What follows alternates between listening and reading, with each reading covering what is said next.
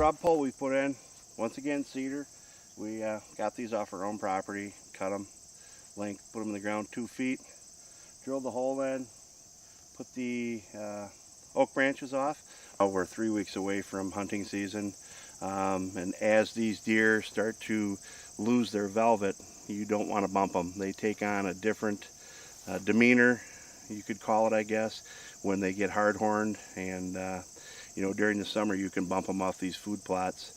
You know, not a lot, but you can still bump them off and they're going to come right back. But once they get hard-horned, you get in their zone, their bedroom, and you bump them off, the chances are they're not going to come back. Think of it as your house. When you come into your living room, if you see your hunting magazines scattered all over, what are you thinking? Someone's been there. Same thing with the deer. We put our scent down, move things around too much, those deer know somebody's in their territory, in their bedroom. So, you know, stay out. Don't check cameras too often. Don't rescent these too often. Like I say, 2 to 3 weeks. Pick middle of the day, maybe a non-deer movement day that you think the deer aren't going to move, and easy in, easy out. Don't be roaming around too much this time of year. You should have your tree stands already in place.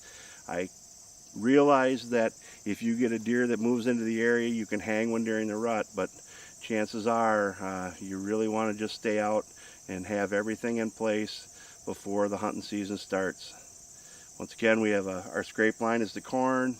In this field here, we have alfalfa, a strip of alfalfa, and then a strip of chicory and 2 different kinds of clover.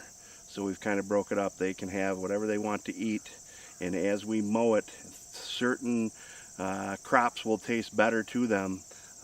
They really like this alfalfa, but we'll clip the alfalfa down first.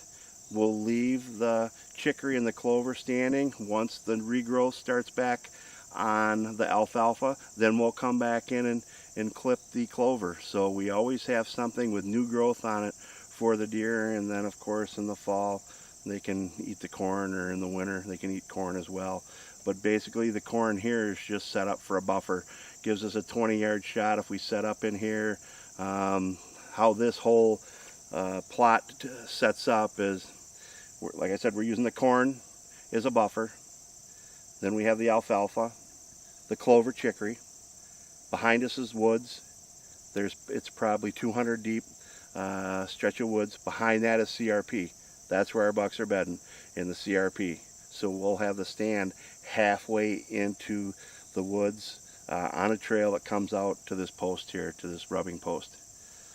That's how we've set up this plot.